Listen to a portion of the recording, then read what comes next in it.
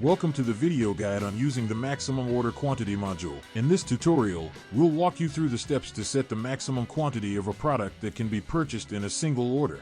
After installing the maximum order quantity module, navigate to the product's catalog and products brands categories tab in the admin area. Select the product you want to configure and go to the main details tab on the product editing page. In the Details section, locate the field designated for setting the maximum order quantity. Specify the desired quantity to limit the product's purchase in a single order. Save your customization.